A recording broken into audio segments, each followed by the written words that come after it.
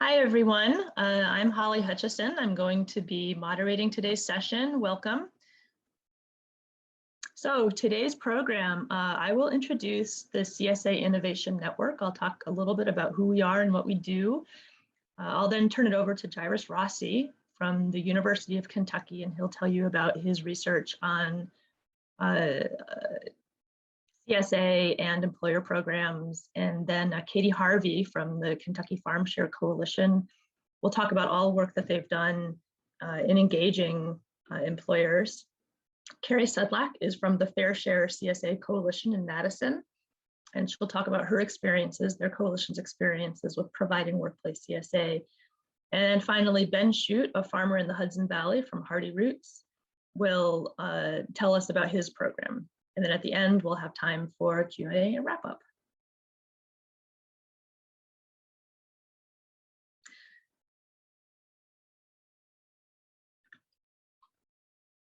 So Liv, I think we're 2 slides. Can we go back to the map? There we go. So the CSA Innovation Network is a network of CSA organizations that was started in 2019.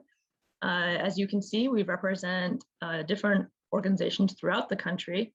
Many of us are nonprofit CSA coalitions. We're made up of a group of CSA farmers in our region. We do also have some universities, some research institutions as part of our group, and also some like regional government organizations and all voices, all types of voices represented. And our purpose is to provide a resource base of programs and tools built by and for individuals and organizations supporting CSA development. So a lot of us are nonprofits, but a lot of the members are also farmers. We do strive to generate and facilitate idea sharing across the CSA community and to build awareness of the value of CSA to consumers.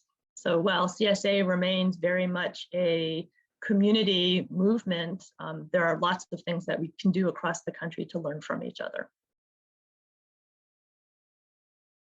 And I wanted to highlight 2 of our 2 things that are going on right now. We've just released our CSA renewal materials. If you are a farmer and you're starting to think about signups for next season, we just released this this toolkit. And so you can go to our website and download it. All you need to do is type in your email address. It's free. And it provides some materials you can use for newsletters and for Facebook and graphics, just to help you kickstart your membership season.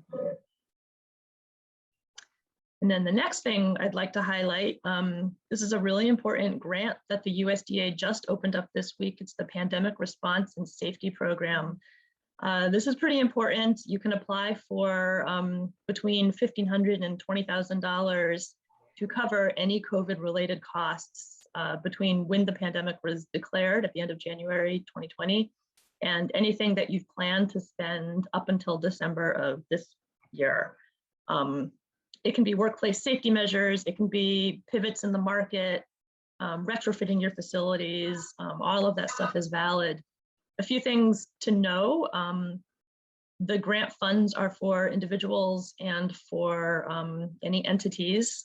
So farmers are highly, highly encouraged to try to recoup some of these costs. You do need a DUNS number in order to apply. It can take 5 days. It's a simple process, nothing complicated, but they do have a 5-day turnaround.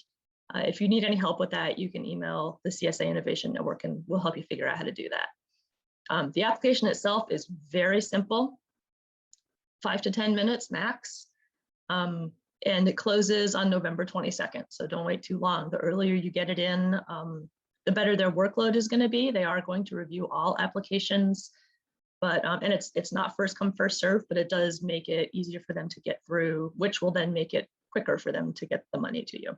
So we really encourage you to share this with your networks and to apply for it if it applies to you. Okay, and without further ado, I'd like to introduce Jairus Rossi from the University of Kentucky. Hi, everybody. Oh, there's some terrible feedback. Hold on a second. Okay, is that better? Yeah, that's better. Can you hear me? Okay. I'm going to talk a little bit about why a research group started working with Workplace CSA. My colleague Tim Woods, he's on here today, and some others at UK, University of Kentucky, began developing a pilot CSA voucher program about 7 years ago. One thing that stood out to us when we were conceptualizing this was that expenditures on healthcare were rising really rapidly in the United States, especially when you compare the rates to other industrialized countries. So also as a participant in CSA, we wondered whether all of the wonderful vegetables we were getting had any impacts on our wellness and food related behaviors. I know personally that when, using everything I get from my box is always a learning experience, even though it's been 10 years of being in a CSA. So you really have to change your relationship to food. So if CSA can encourage changes in food-related behaviors, maybe they could be beneficial to individuals and by extension, employers that are responsible for providing healthcare plans. So that was what we were thinking. And then we noticed that with a lot of wellness programs within workplaces, food rarely figured into what they were offering, what kind of programs were being offered. So you would see things like Fitbit challenges or weight loss programs or gym memberships. That was the kind of typical thing you might see, but rarely would employers subsidize or directly encourage fresh vegetable consumption. So, but why not? That seems like a pretty important thing. Vegetables are good for you, right? So then what we did was Liv, could you move to the next slide, please? Yeah, we pitched our idea to the health and wellness folks at our university. And the idea was offer an incentive to give employees a chance to get a CSA at a reduced cost. By offsetting the cost, you could expand the potential shareholder pool beyond those who were already predisposed to joining a CSA, your foodie types.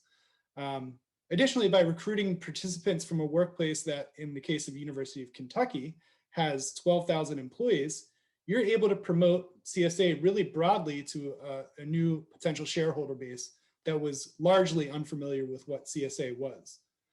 So a few years later, we've expanded our program into a formal employee benefit. And so now we have a lot of people who previously had no idea about CSA who are becoming long-term shareholders.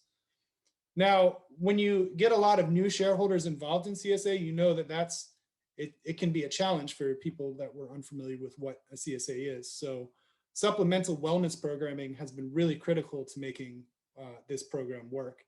And it's really expanded some options for our wellness providers to create some innovative programming, which I don't think we'll really talk about that today, but maybe in the future we'll have something more focused on that with these ideas labs. And then I guess finally from the perspective of an employer, CSA programs can fulfill objectives of corporate social responsibility. Employers that do something like a CSA voucher program, for instance, can become community leaders in health and wellness through CSA, coordinated programming, and relationships with local farms. So now returning just to this idea of shareholder expansion, it's really important to reiterate that workplace CSA, at least in the way that we've done it, draws in a lot of folks that don't have as much experience with local or alternative food systems. So as part of our incentive program, we offered surveys to shareholders before and after the CSA season, just to understand sort of the broader program impact, what kind of food-related behaviors are changing. And we really paid attention to sort of the first-time shareholder experience. We also surveyed some other consumer groups to see how they compared to your longer-term CSA shareholder. So this slide is just a really brief description of some work we did. We had asked a question in our survey about what values were important to people in their food choices, and we compared responses for four very distinct groups. So the biggest one, it's the column on your right, is your long-term CSA shareholders, more than 1 year involved in a CSA. We also have health and wellness employees. Those are people that were not involved in the CSA, but were involved in different health and wellness programming at our university. We also surveyed owners at a local food retail co-op, and then we had a representative sample of Kentucky, the average Kentucky consumer as sort of a baseline to compare these responses.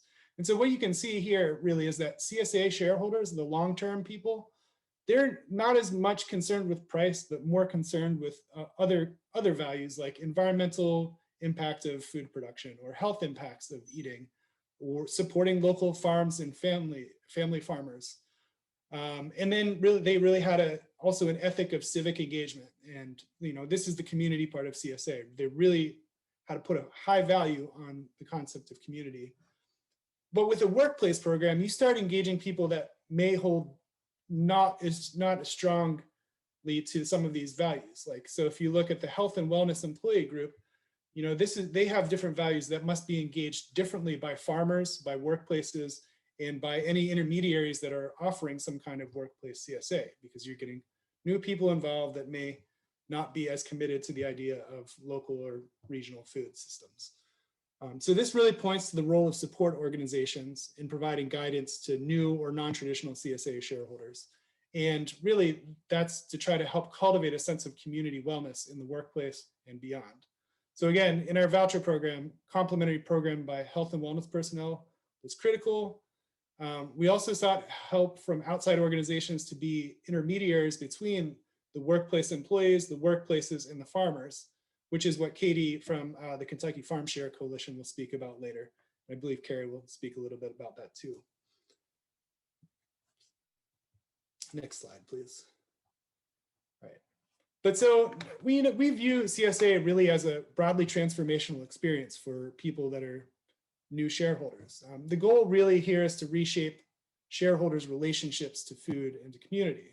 So from surveys we've done before and after CSA participation, each year we've done this starting in 2015, we've seen that shareholders really, they see in themselves a lot of different changes.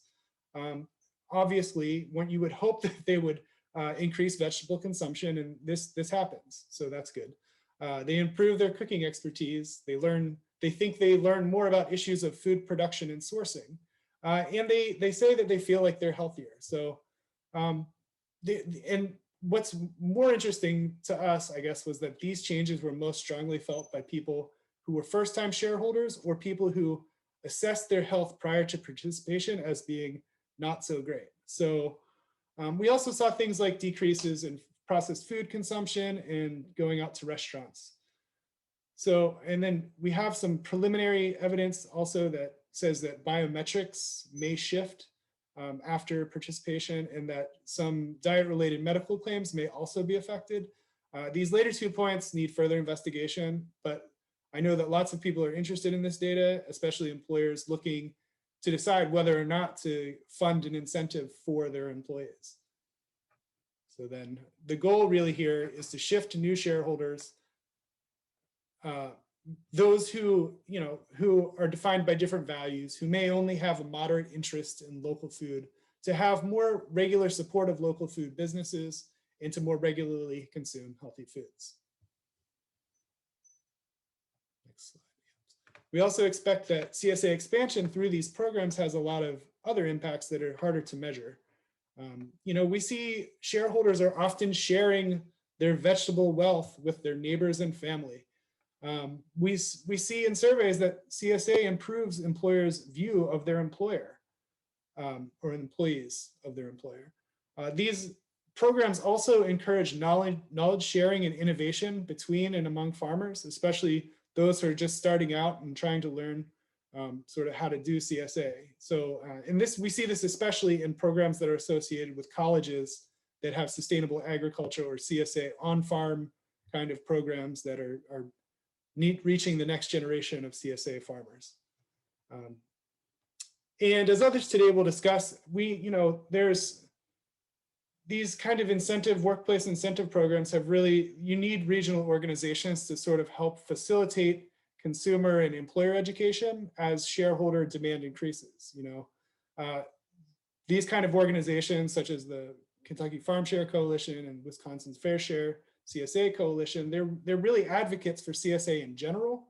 They engage in collective marketing for multiple farms, and they can promote the idea of CSA and various incentive programs to policymakers, employers, and so on for various ends to create more engagement and knowledge about CSA.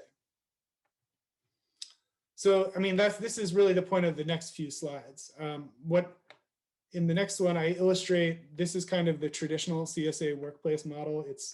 Involves, maybe a workplace drop of boxes in a one farm to one employer kind of relationship. And while new shareholders may come on board because of exposure to seeing these box of vegetables in the lobby of a business or whatever, or a city hall or wherever you might get your drop off, the general audience for these kind of programs may be your more traditional CSA shareholder. And there's nothing wrong with this. It's really an effective type of model, especially if a farm is savvy at making connections with employers and handling the sort of intermediate steps to implement this kind of system. But then coalition models, they have a few extra benefits. So when you have a coalition model, you've got you can have a coalition of farms designate a person or intermediary to really just focus on the marketing of CSA to workplaces. This intermediary can approach larger employers to promote the idea. There's a lot of learning that takes place among employers to know what a CSA is and to understand why they might want to give some of their money to their own employees to make it more financially feasible. A coalition can present impact data. They can present compelling stories to employers about why CSA should be part of what they're offering in a benefits package or a wellness program. And so, critically, a coalition really also acts as an interface, between the farmers, the shareholders, the employers, and employees on issues specifically related to maybe the incentive logistics and in terms of external wellness programming. So this allows farmers to really focus on production and their direct relationships with their shareholders, since the coalition is handling broader promotion of CSA for multiple farms, as well as the logistics of incentive programs. Katie will discuss sort of how Kentucky Farm Share approaches this. And in their model, it's really, the employers themselves are providing the incentive for participation. So there's a lot of, they have to sell that idea to the employers. While the farm share, and they handle the incentive logistics, and they go and find employers who might be interested in this. And that, as Katie may talk about, it's not an easy thing to do. It requires a lot of work. And then I guess this Carrie from FairShare Coalition, she'll talk a little bit about their interface with insurance companies, I believe. But they manage collective marketing of CSA in the Wisconsin area. And these incentive programs are not funded by employers, but they're funded by insurance companies. Shareholders get a rebate after participation in CSA, I believe. And so FairShare provides a lot of leadership for farms, raises funds to promote this kind of collective marketing through various means. And Carrie may talk about this later. And with that, I will throw it over to Katie to talk a little bit about practical things. Thanks, Jairus. That was a great setup, great overview of CSA. Appreciate it. And hi, everyone. My name is Katie Harvey. I am the CSA program coordinator for the Organic Association of Kentucky. We administer the Kentucky Farm Share Coalition Workplace CSA Voucher Program, which is a farmer-led wellness program that connects workplaces and communities with CSA. And so I'm going to share a bit more today with you about the overview of what we do and how our coalition helps establish and facilitate workplace CSA programs that feature weekly produce shares. And I'll go over the basics of the program, talk about the history of how it got started, the funding, some lessons learned, and benefits of workplace CSA. And Jairus did a great job of setting this up, but I just wanted to mention before diving into the details of the program, that it took some critical stakeholders to help this program take shape and be successful. Jairus, Rossi, who offered that overview, and Tim Woods, both agricultural economists at UK, were kind of foundational in starting this workplace CSA program in 2015 with that initial pilot and kind of growing it from there. And kind of other key players were those kind of initial employers, University of Kentucky Health and Wellness, as well as the City of Lexington and Oak, kind of connecting that workplace CSA program with CSA farmers, as well as several local food coordinators in kind of the Lexington and Louisville area, like Bluegrass Farm to Table, to kind of bring everyone to the table to make it happen. So lots of key players to make this program happen. And then in terms of CSA vouchers, we promote workplace CSA, we promote CSA in general with lots of community outreach events. But one of the reasons we always start with our employer conversations with CSA vouchers is just there's lots of reasons. So it can be offered as kind of a unique, innovative employee health benefit. When employers are thinking about wellness and thinking about other ways to attract employees, this can really make a strong stance in them caring about their employees' health. Attracting employees outside those first adopters. So Jairus did a great job of kind of communicating. You're going to possibly get people outside of that inner circle of CSA in a workplace CSA program. So it's really critical that there is more support, but that voucher really draws them in and maybe engages them when just a regular normal workplace CSA pickup, they might not take advantage of it. And it's just explicit promotion for a healthy diet, right? Those dollars are going towards fresh food to promote a healthier lifestyle. And those dollars are also going to a local CSA farmer to support the food system. So lots of great reasons that this could align well with their corporate social responsibility goals, their wellness initiatives, and just making sure it's a good fit. Those are lots of things we talk about up front when we're having those conversations. And then in terms of just want to go over our CSA voucher program timeline. One moment, sorry, I just got mixed up here.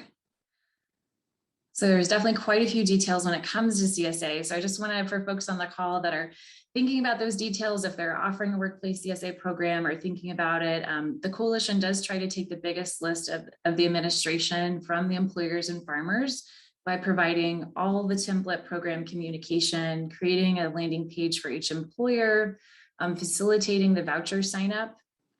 And then we do offer chef demos and digital resources throughout the CSA season to help those CSA members, as well as kind of administer an end of season survey to collect program feedback.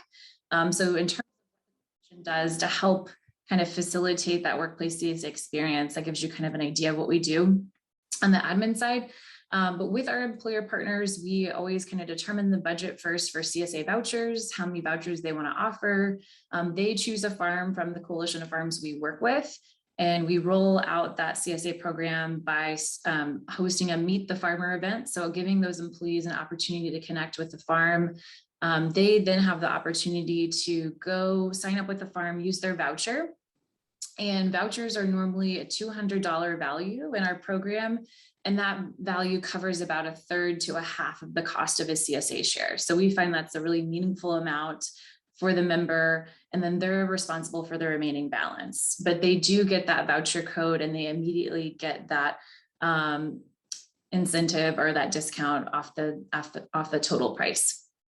And then once that CSA sign up period is over, we usually launch a lot of our signups in January and February. So those workplace CSA members have first access to CSA shares. The workplace designates kind of an internal site coordinator, and they help pick the location if there's a workplace pickup offered. We always recommend that those pickups are in a temperature controlled environment where it's really easy for the farm to deliver, but also easy for any employees to kind of grab their shares they're leaving work. And we kind of give suggestions for what to do for any shares remaining from the pickup and have our whole toolkit there. And then at the start of the CSA season, once we've wrapped up those signups in the winter time, we'll kind of check in with the employer again, share additional resources to start the season, and then offer those kind of supports, the kind of chef demos and cooking classes, and then help with an end of season survey when we're done with the end of the season. And for us in Kentucky, our main CSA season where we're promoting these weekly produce shares is kind of May through October. So revenue for the program and how we fund this program and make it happen. We Early on, at the beginning of the program, the coalition partners agreed that a per share employer fee and farm marketing fee were kind of critical to the sustainable growth of the program. So we have our farmers pay a marketing fee based on the share size, and so you can see it's between $12 and $20.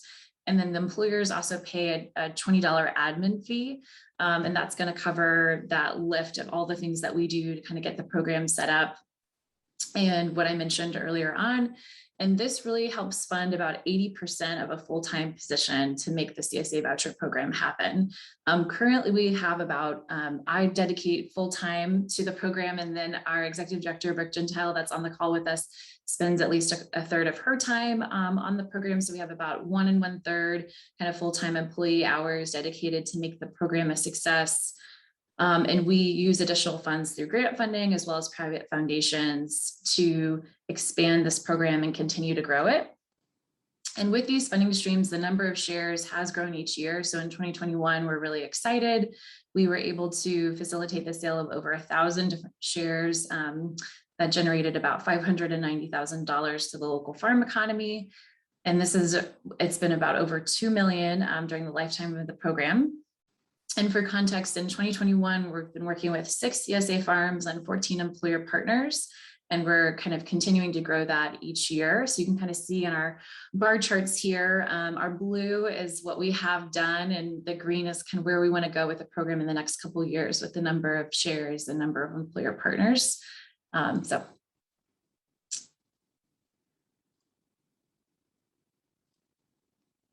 I know a lot of folks are on the call today just to kind of, maybe you're already offering a workplace CSA or you're thinking about offering one. So I just wanted to offer kind of some lessons learned about operating workplace CSA for those that are considering it first. So for CSA coalitions, if you're thinking about starting a coalition, what helped us earlier on was really getting together with all of our partner CSA farms and them determining the CSA criteria for the shares and having some sort of baseline. So if you're working with multiple CSA farms and promoting them simultaneously, having some sort of baseline criteria really helps with the consistency. There are workplaces where we have multiple CSA farms serving them, and then that way everyone has that consistent experience. So with our CSA farms for Kentucky Farm Share, all of the farms agreed that they wanted the CSA shares to be 100% grown on farm.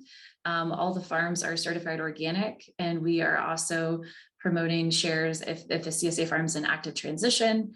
And they also agreed that they wanted all of the farms to have at least 3 years of growing experience for CSA. So just some kind of simple guidelines from us, but just kind of setting some criteria early on is really helpful. And just making that program adaptable. So like workplace CSA model is so simple that Jairus explained, you're just delivering shares to a workplace, but knowing when those employees are getting on and off work, where the most convenient pickups are, maybe it's not at the workplace, maybe it's somewhere else, and making sure that's adaptable, as well as collecting feedback from the participants themselves at the end of the season. Because once you have that feedback, it's a lot easier to advocate for the program and to continue it. And then just having some sort of long-term success really relies on having that internal CSA champion that's really bought into the program, that's actively participating and kind of advocating for it. And then just a few ideas for folks that are offering workplace CSA, or maybe you're a CSA farmer and you want to give some suggestions to any workplaces that you're already collaborating with. If that employer offers a payroll deduction, we've really seen that makes it a lot easier. If you're offering a traditional CSA model for employees to participate, so the employer will cover the cost up front and then the employees can reimburse throughout the season. Some employers of ours also like buy a share outright and then raffle it off each week of the CSA season to introduce a new person to the CSA model. Other workplaces have created like an internal Microsoft Teams or a Facebook group to kind of share recipes, to kind of connect and about the CSA experience, offer tips and suggestions for vegetables. And that's helped build a lot of morale and excitement around the CSA experience. And then for any workplaces that have wellness employees on staff, they sometimes will take the lead on creating content, creating a blog, sharing out recipes specifically to their members. And then we've also found when employers offer vouchers as an open benefit, it can really enhance participation and increase it in the long term. So just to wrap up, kind kind of main benefits for workplace CSA for those employers. Jairus said this, but I feel like it's worth emphasizing. CSA members eat more vegetables. We have great survey data to prove that. So when we've done our end of season survey, we have asked our participants to kind of say what average servings they eat, and 84% report that they eat the 2 to 3 servings of vegetables a day. That's recommended. In Kentucky, the average is 6%. So it's really helping promote a healthier lifestyle overall. There is like that preliminary data that Jairus mentioned, that maybe employees that start the season with higher than average diet-related medical claims could experience a decrease over time. And vouchers offer direct support for healthier employees, healthier communities, the food system overall, and that can really resonate with a lot of employers.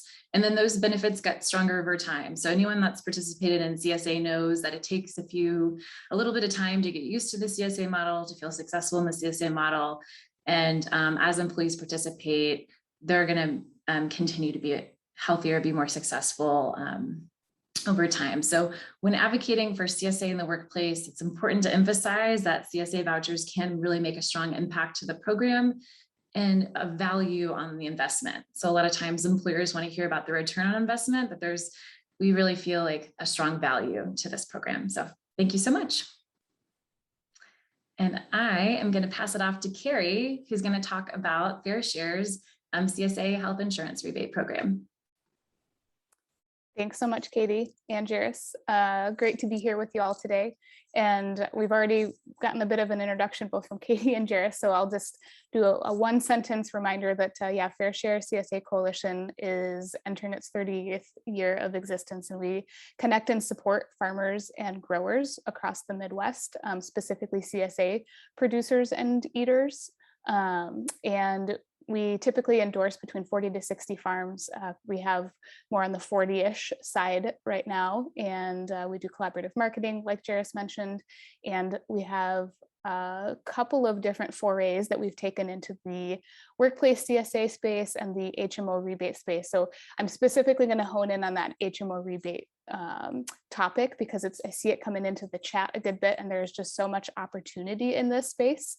But I am going to give you a bit of like a framing, a heads up that the program started in 2005 in our area, as in the very first HMO CSA rebate was offered, and it's really changed form over the decades, and there's a lot of opportunity for it to be renewed in a sense. So I'm just, without further ado, I'll just give you the background basically of how we got this program off the ground. So in 2005, Physicians Plus, which is an area HMO, was interested in starting adding some benefits to their wellness program. And it happened that a FairShare board member was on the marketing team at Physicians Plus and made the connection that CSAs would be great, a CSA rebate would be great to add into their wellness program.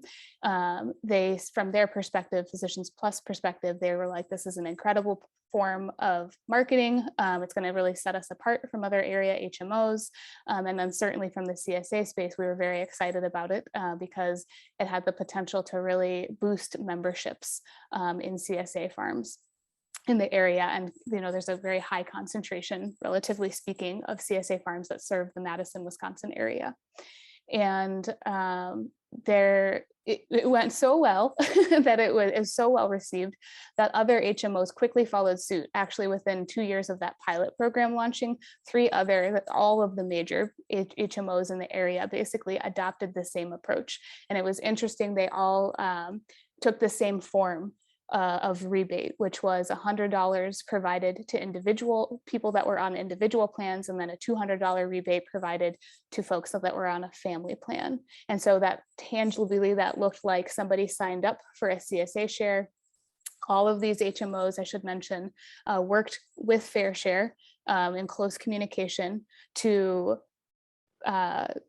basically verify that the rebate was provided to anybody that signed up with a farm that was endorsed by FairShare.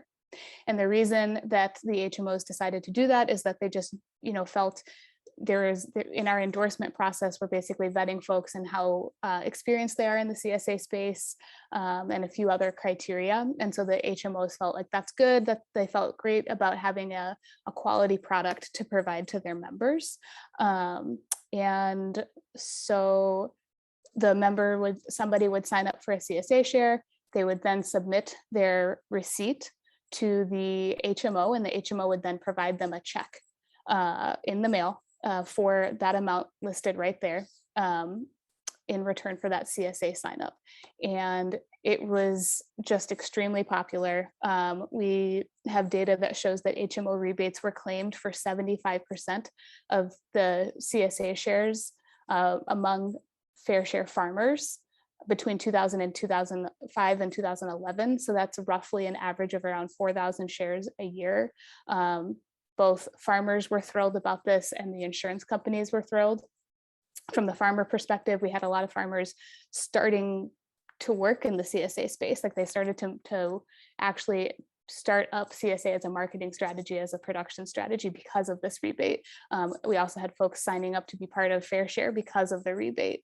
And something shifted, though, I'd say around 2012 is when one of the insurers decided to change to a point-based system rather than a rebate in the form of a check.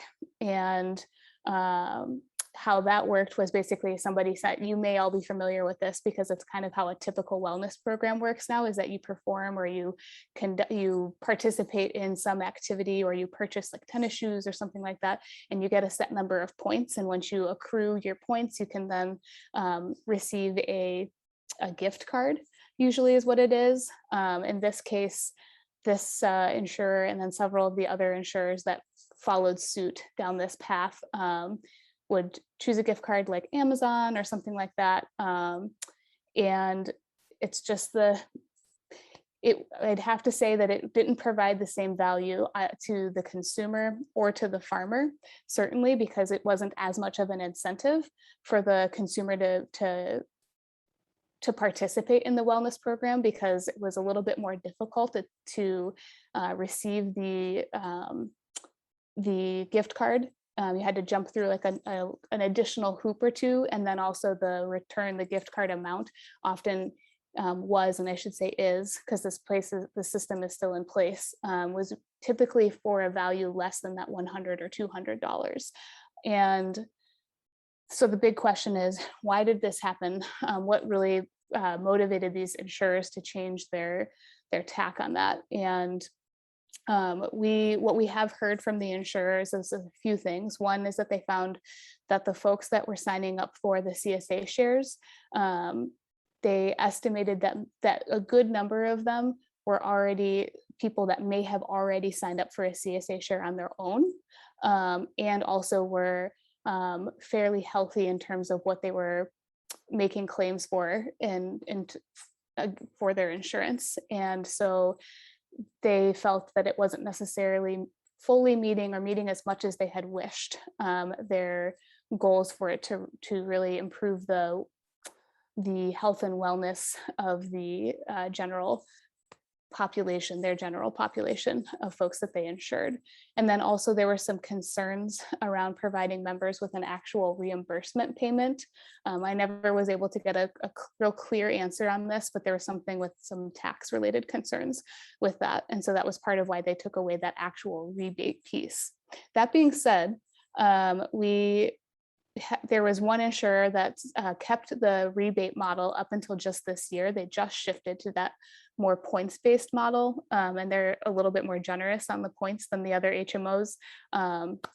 They definitely stood out because they transitioned their system much later than the other HMOs, as in they moved to the point system a lot later. And definitely we heard from consumers in the area that they still were looking at that rebate offering as something that helped them make a decision on which HMO they would choose. So it still was a marketing benefit for the HMO. And let me see if there's anything else. I think that's pretty much everything on the history. So we can move. So I just want to mention though that so though there are challenges in this space, obviously, like things shifted in a way that felt that went in a way that we weren't super excited about here at FairShare, and that's not for lack of trying.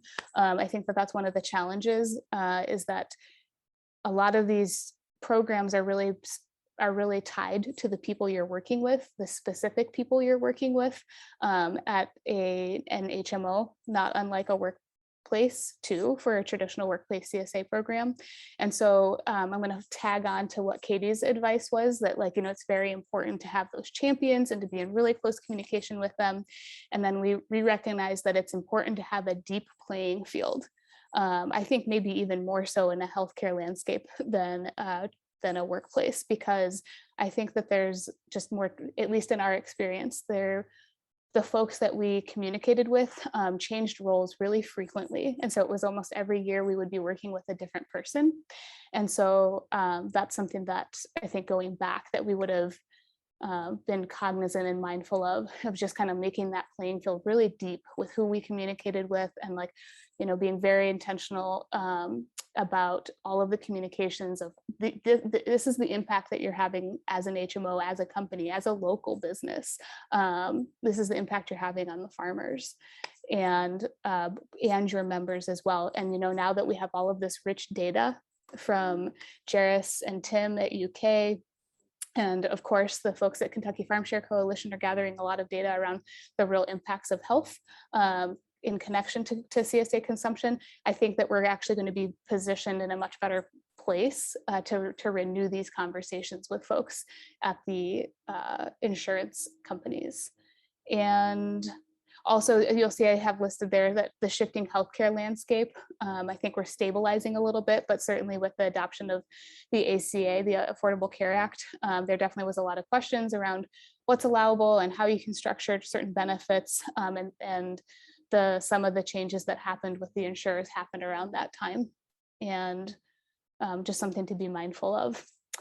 And but there's certainly a lot of reasons that one can approach a health insurer with for encouraging them to adopt a strategy like this, even if it is starting at the points-based system. It would be encouraged, you know, it's something that's worth encouraging them to do that, to adopt that strategy in the first place, and then to really underscore the value of having that gift card be of a fairly significant value.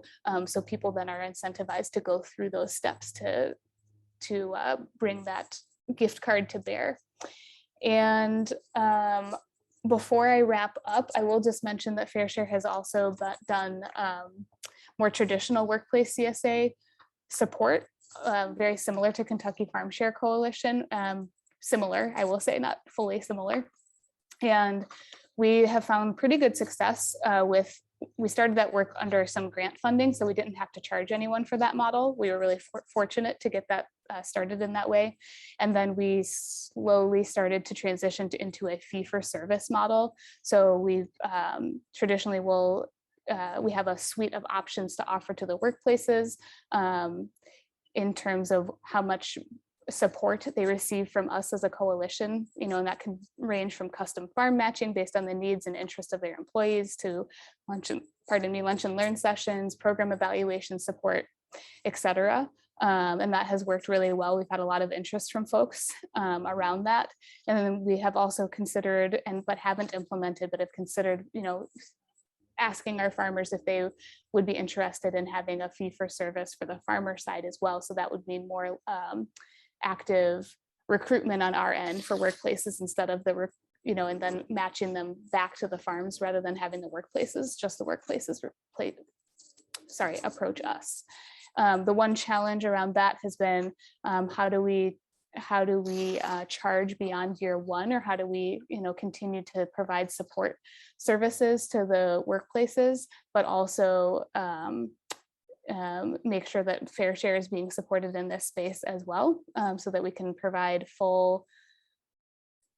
have a seamless program for everybody at the table. And that's something that we're learning from Kentucky FairShare Coalition on. which has been pretty fantastic. And then one last thing I will mention, we have a toolkit, a pretty robust workplace CSA toolkit. It's around 70 or 80 pages. Don't be daunted by that number because it's split into chapters we have one chapter specifically focused on CSA coalitions, how to get a successful workplace CSA program off the ground. We have another chapter that's focused specifically on businesses. So if a business wants to get it going and they may or may not have a network in the area, it provides a lot of tools and resources for how to do that. And then finally, there is one chapter specifically geared to farmers and how to get workplace CSA programs off the ground. There's a ton of resources in there, like a self-assessment of, hey, is your farm well suited to provide a workplace CSA program? Is it a good fit for you? And tips on how to recruit businesses, communications timelines and templates, etc. So hopefully, I think we might be able to share it. And there it is. It's in the chat. Thank you very much, Liv. So that's our experience both with HMO rebates and with workplace CSA. So thanks for the time. And without further ado here, I will hand it off to Ben from Hearty Roots, who will give the great and important perspective of being the farmer that's providing workplace CSA shares. So we'll get to learn more about the history of that at your farm. Hey, so my camera on my laptop just quit working, so I apologize for that. I don't know what happened. It was working before. But I will go ahead and I might try and join on my phone while I'm talking to you so I can see you, or I can see you, but so you can see me. But you can go ahead one slide, and I have one picture here, but that's not me. That's my crew member, Daniel, who works here at my farm, Hearty Roots Community Farm. And it's our only picture. It's him delivering to one of our workplace locations yesterday. Those are CSA boxes that he was delivering to Kingston, New York. And I'll tell you about the program that we do. But first, I'll tell you a little bit about our farm. So we've been running Hearty Roots here in the Hudson River Valley for about 18 years. Started out super small as a CSA, just offering shares here at the farm, and then grew over time on rented land, and got after about 8 or 9 years, we're able to transition onto permanent land that we own. And our home farm is about 70 acres. We grow on about 30 acres for the vegetable part of the operation. We have laying hens for the CSA as well, and we have some pigs and sheep as well. And we also now rent some additional land down the road. And CSA is our main thing. It's always been our main thing. We have a couple other outlets and things like that, but CSA has always been our core. And right these days we offer about 750 shares a week to members who are here in the Hudson River Valley in several towns and small cities around here and on the farm. And also we go down to New York City, which is about a 2-hour trip, 2 days a week. On Wednesdays and Saturdays, we're bringing CSA shares down to New York City. So the traditional CSA is our main thing, but over the years, we have made some connections with different workplaces to offer shares through some workplace CSA stuff. And that has just been kind of, as it was being described earlier, right? The traditional kind of workplace thing versus the coalition model. The CSA Coalition that we are a part of and are involved with, which is the Hudson Valley CSA Coalition. It's relatively young compared to some of the other coalitions we've heard from today. And it has been one of the things on our radar to try and be more engaged with some workplace CSA stuff, but that has not really been a big focus of our coalition's work yet.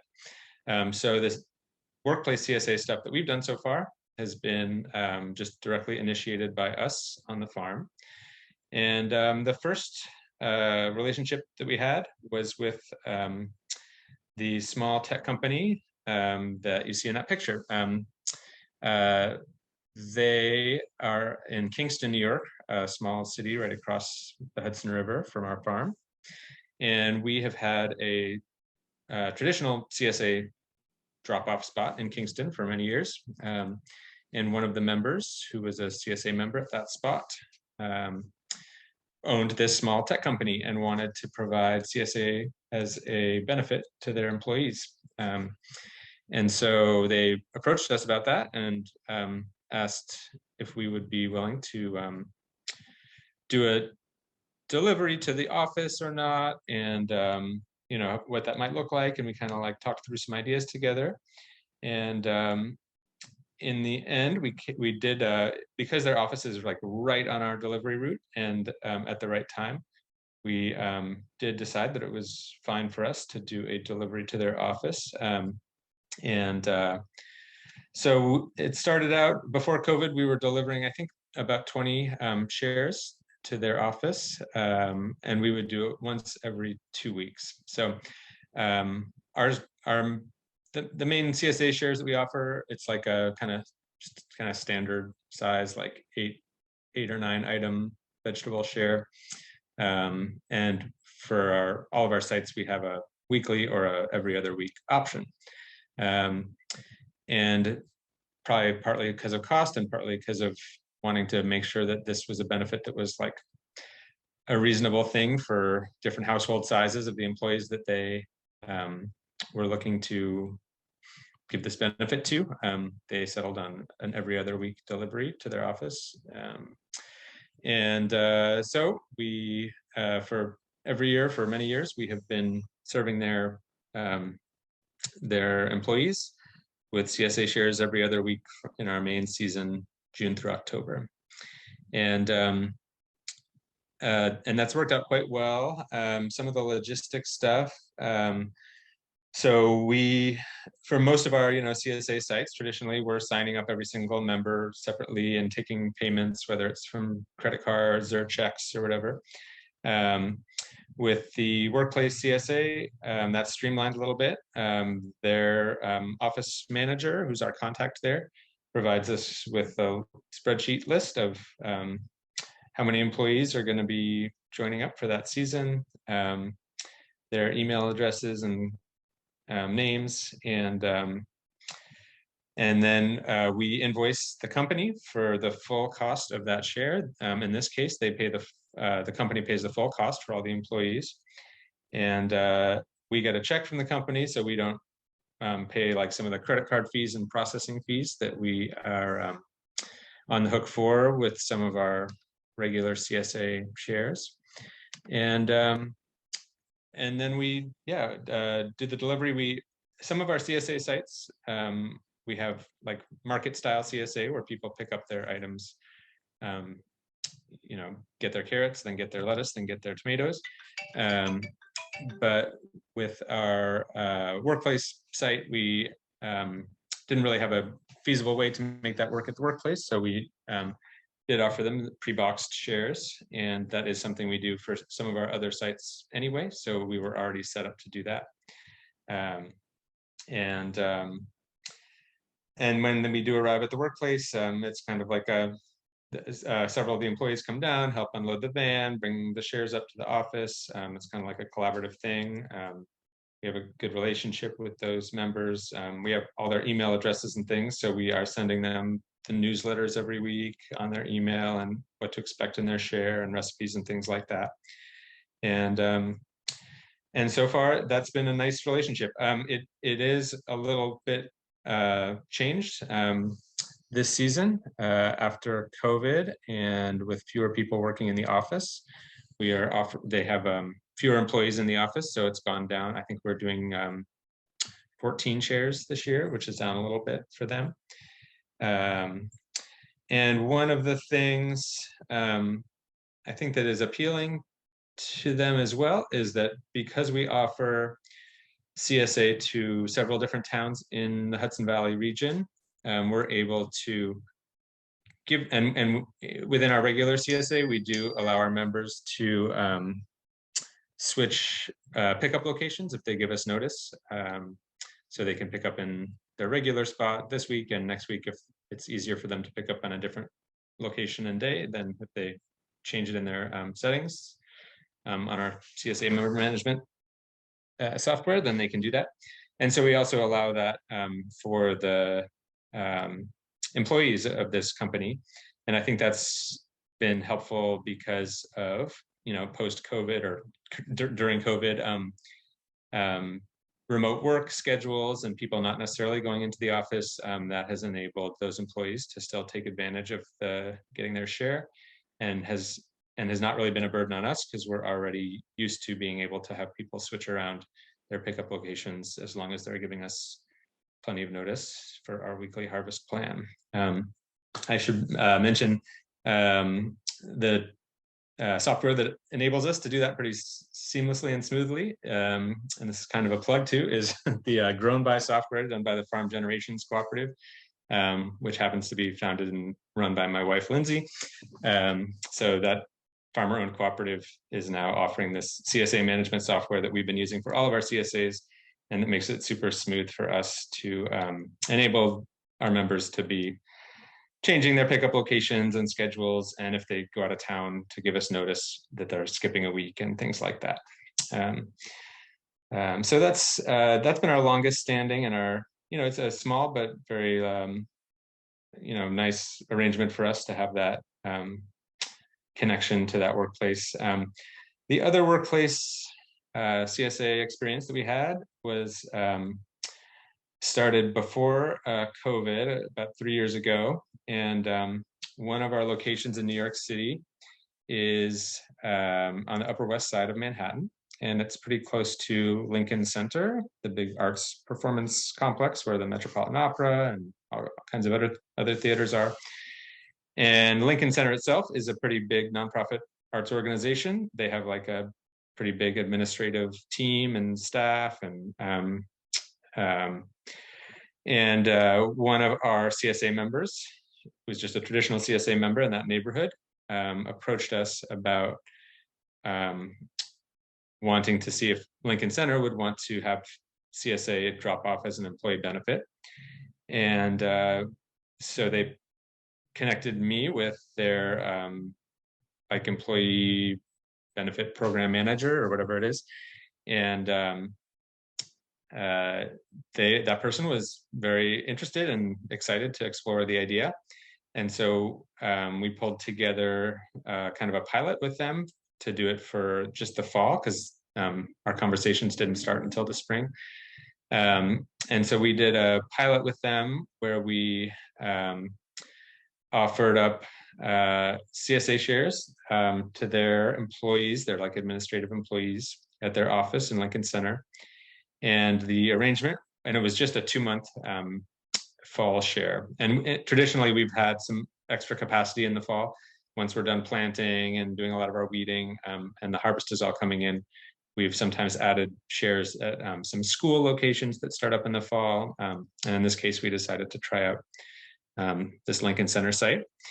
And in that situation, the arrangement was that the employer offered to pay half, and the employee would be expected to pay half. And we did about 50 shares, but the difference was that we decided, so one of our CSA locations in New York City, we offer a smaller size share as our exclusive CSA type share there. It's a five vegetable item share. And that seemed most appealing to the Lincoln Center people, because again, some of their employees maybe have families and are cooking a lot. Others are maybe single and are not cooking so much. New York City in general, people are sometimes cooking a little less frequently at home. So we were offering them our 5-item weekly share, dropping off every week for 2 months. And Lincoln Center paid for half the cost of the share and for an administrative charge that we kind of charge them to get it all set up. And then the employees, we used our member management software to have the employees then pay us their share directly. So they kind of signed up through us, and then we billed Lincoln Center for the balance. And again, that was a location that was on our route. It was convenient for us to drop off at that location. again, we had people from the office there help with getting the shares inside, and they would take care of, the distribution of the shares and checking people off, employees off, things like that. And that worked quite well as a pilot. That was in 2019. Then in 2020, Lincoln Center completely shut down their offices for COVID. We had to skip a year. And then just this spring, we got back into kind of conversation with their human resources people again about starting it back up. They were pretty excited about doing it again, but there was still some uncertainty about whether people would be coming back to the office or not with COVID. And by the time that we kind of got far enough along to make it work for this year, we were basically already sold out of our CSA in general, just with our standard members.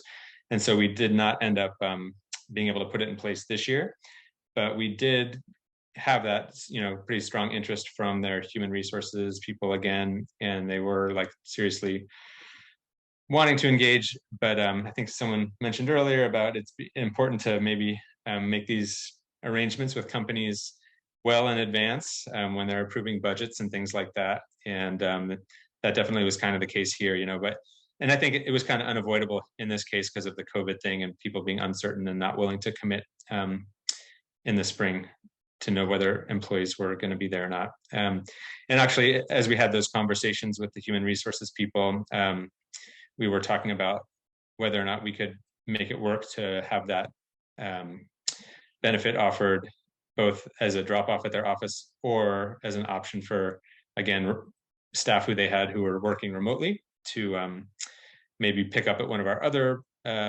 locations in New York City. We serve several neighborhoods in different parts of New York City. And again, that would have been an option for us, thanks to, again, being able to use like member management software that's flexible in terms of, as long as we have, a week's notice, being able to just send our shares to whichever one of our locations is most convenient for one of our members. So we are hoping to engage with Lincoln Center again next year now that we have more notice and they have their things are up and running again for them more, and things are a little more predictable with like remote work versus in-person work. So I am looking forward to engaging with them again. And the one other thing I just wanted to say is, as I mentioned before, these were just like, kind of serendipitous connections that we made with existing CSA members and their workplaces, and that has been really great. I think there's huge potential in this area and in most areas to expand these kinds of arrangements with the right support, and we're looking forward with the Hudson Valley CSA Coalition to spending more time exploring these options. But here in the Hudson River Valley, there was a for-profit business called Field Goods that was basically kind of one of these, like not a real CSA, but like a box program, for-profit box program that would buy from different farmers and deliver people boxes. And they had quite a talented owner and manager who was good at sales and connecting. And she connected with, I think it must have been over 100 workplaces or other community drop-off points around the Hudson Valley to deliver these like fake CSA boxes. I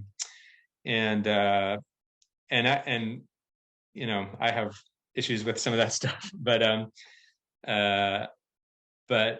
the potential was really there. And one of the issues I have with these delivery companies is that when they decide to go out of business or halt their deliveries, as this company did in the middle of this July, then all the farmers who've been growing for them and counting on them are left in the lurch with a field full of vegetables and nowhere to sell them.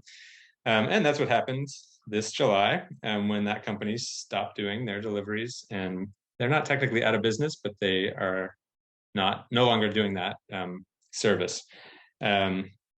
And so anyway, what it says to me is just that with the right support and like the right marketing person and the right kind of logistics, this company had hundreds of drop-off locations, and I think it kind of is a two-way thing. One is needing that support from like a coalition or another partner who can do that kind of marketing and outreach and community building and approach those workplaces and make the case for it. And the other, I think, is with just the, if we want to make this, instead of one company doing their for-profit thing, if we want to make it a distributed thing with many farms serving, then us as farmers having the flexibility, being willing to be flexible enough that we'll say, okay, well, like, let's all work together to, decide that if we're going to offer through a collaborative CSA program, maybe we're saying like, okay, well, if we're participating in that, we'll all do a similar size share, and we'll kind of like, talk about it in the same way, and like, trying to work together to streamline things from our end and make it smooth, so that we can like have a united kind of approach and say, well, I guess, we all are, doing a share that's about this size, and we're all aiming to, we describe it as like, we have some cooking greens, some salad greens, some roots, and some seasonal things in each week's delivery, and the price point is kind of the same. And I just think that maybe having some of that coordination among farmers and willingness to kind of work together in that realm would open up some possibilities to be marketing that as a group and as a coalition, and to reach more potential workplaces or other locations. So yeah, Ben, I want to thank you so much for all of the insight you've had, and you have clearly operated a large program under many different circumstances, and it's so valuable to hear that insight from a farmer. I do want to give, we've hit 11 o'clock, and so I do want to give our participants the chance to ask any of our presenters the questions that they have. You can ask one specifically to a particular presenter, or feel free to ask a question of the group, and we can direct it to the person who is best qualified to answer. And feel free to turn off your mute at this point. We're happy to have your smiling faces and your voices join the meeting, and go ahead and ask any questions.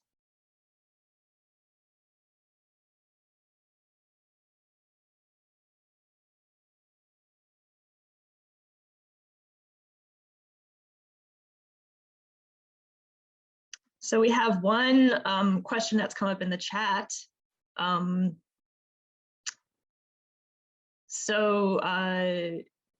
do want to let everyone know that the toolkits that we've talked about that have examples of how to market to employers and how to market to various companies, both FairShare and the Kentucky Coalition have very lengthy toolkits, very detailed, I should say, toolkits that have very specific examples. And I welcome everyone to either pull those links out of the chat room. They were dropped in there a little bit earlier, or you can pull them off of our CSA Innovation Network website under the resources. All of those are available. So yeah, please feel free to get in touch with us if you can't find them, but they are definitely available to you. And yes, this entire session was recorded. That will be emailed to all of the participants shortly. I have a couple questions. Yeah, go ahead. This is Marilyn. My first question is whether you've done some outreach in rural areas. I'm particularly kind of wondering if there needs to be a threshold size of employer, like, an employer of so many employees, to make this kind of program attractive. And then I'm also kind of wondering whether you've been tracking the degree to which these employer-sponsored programs kind of generate committed CSA members. So, I mean, programs come and go, which I think Carrie alluded to. She alluded to changes in HMOs created a different incentive amount and different incentive system. But if you get people hooked on CSAs, they might be willing to do full pay if the employer program goes away. So those are two different areas that I'm kind of curious about whether you've explored or have comments on.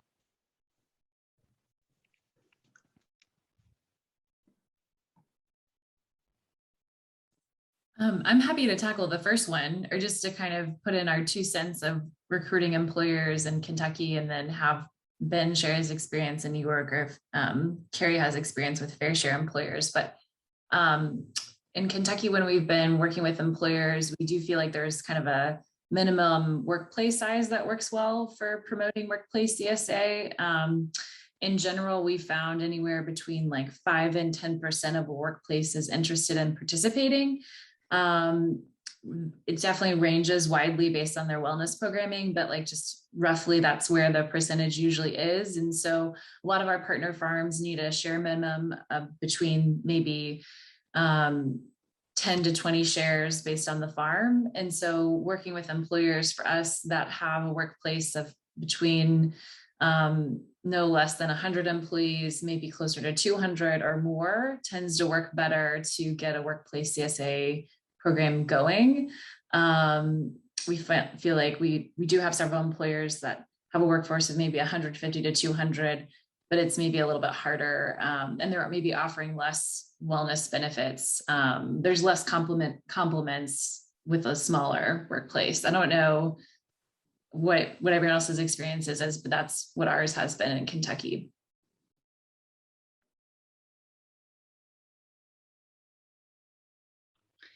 It's been the same for us at FairShare. Can support that. Although I will say some workplaces will, some farms are willing to work with work sites that start as low as like 7 shares. Okay. With the understanding that they're hoping to grow the program. Farmers have made that explicit. They've learned over the years that, like, you know, they just want to be really intentional, really like forward in the beginning of like, this is awesome, this is great, we're super excited to start this relationship. And they are excited, the farmers are excited to work with the coordinators at the work site, at the workplace, to figure out ways to grow the program over time. So they set that expectation in the beginning. Absolutely. And Ben, what's your numbers in terms of, do you feel like there's a threshold that works well for you all in the Hudson Valley? Yeah, I mean, I would just say that the one workplace that I started out mentioning, it is a very small workplace, but they're almost everyone there wants to participate, and so that's worked out really well. I think, you know, they only have 20 employees or something. And maybe it's just happens to be that they're all really into good food and CSA, but it can work with a small one if it's the right group of people. I totally agree, Ben. And I forgot to mention, like, the CSA workplace landscape, we do have, in general, the workplace voucher is about $200. We do have one kind of construction company that does full reimbursement, full share, similar to that tech company. They pay for the whole thing. And then I think they ask for a small portion back. They might payroll deduct for like less than 20% of the share cost. And they have just full-time employees of like 45 people, and they have 10 or 15 participate. Like, so it definitely isn't a hard and fast. I have a question for Katie. I'm wondering if you can just describe the initial outreach process to employers a little bit more. We did a survey this summer. We had a grad student working with us, and didn't really have great success in hearing back from folks with like cold calls and emails. And so, yeah, I like, as you know, I'm in the Hudson Valley, as Ben was mentioning, there, like, we know the interest is there, but yeah, like connecting with those folks. And we did exactly what you're saying. Like, we had lists of employers like with over, you know, I think we started with over 500 and then slowly moved down to like folks with like 100 employees. Mm-hmm. And so we were like sending emails to, and you know, it's hard to get contact information for a lot of these companies too, like if you don't already have an in. So yeah, I'm just wondering if you could describe that process and just if you have any tips. Yeah, absolutely. And I'm going to say a bit, and then I'm going to let Brooke come off mute probably, or if Carrie wants to weigh in, but because we definitely have, it's a long process and like multi-year sometimes conversations that happen, but what we found to be more successful than just an initial email or phone call with someone we don't have a contact with is like trying to find who can connect us. And we've had a little bit more like, so examples of that. I don't feel like there might be some equivalents, and we definitely want to brainstorm, but like Foundation for Healthy Kentucky is a foundation that works with a whole group of folks and like trying to like kind of connect with like the Worksite Wellness Council of Louisville, like to kind of connect and reach employers where they are. Or just we mentioned the Bluegrass Farm to Table. That's a local food coordinator that she helps us with our recruitment. So if there's local food coordinators in that network that know folks, or wellness folks that are excited about what you're doing and that they can introduce you, having someone make the introduction or make the connection is like just so much more foundational. I can't tell you, Michelle, the number. It just doesn't, it's so hard if I don't have, like, they don't know who I am, you know? And Brooke, feel free to echo Katie. I mean, I think we reach out to every 75 employers we reach out to, one is interested. I mean, it's really hard. It's a hard slog, but it's, as we've refined the process, it is all about those relationships. So relying on the network of board members amongst all the organizations, working the Chamber of Commerce through all of the sort of higher population areas that our farmers are already serving. Once you have a champion, once you have an employer partner, and they're successful and they like being a champion for you, you get them in front of every audience you can.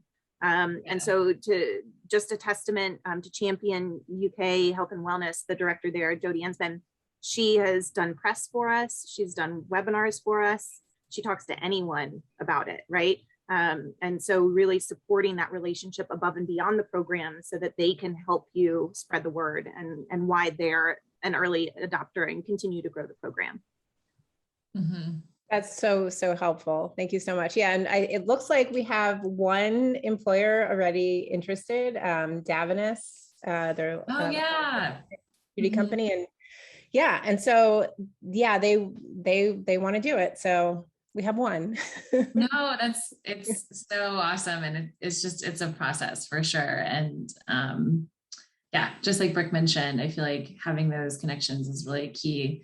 I had like one more thought. I'll probably message you, blanking on it. And the only thing that I wanted to talk about that I forgot to, just to recap, and I don't know, Ben, if you can talk to this, but he mentioned that customization software he uses called Grown By.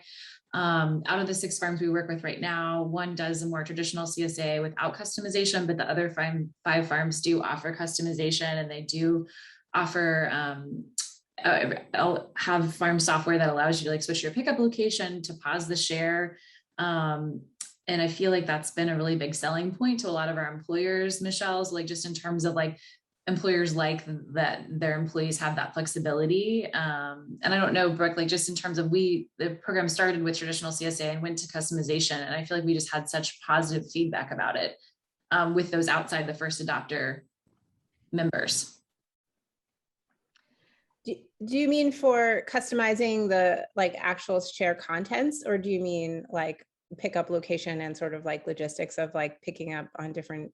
They offer both. Yeah, they offer both. And they were mostly thrilled with like the customization of the share itself, like having more than 75% use the software and customize.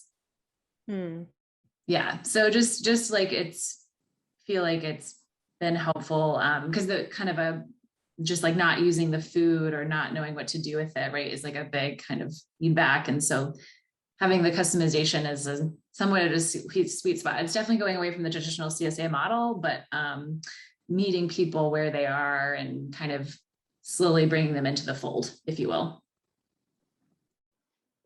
So at this point, I hate to say it, but we're getting very close to the end of our session, and it's been a very robust question and answer. Thank you very much for everyone for your questions, and also for the conversation that's been going on in the chat. I definitely encourage folks to head over there, and I hate that we have to stop asking questions because we have so many experts on board.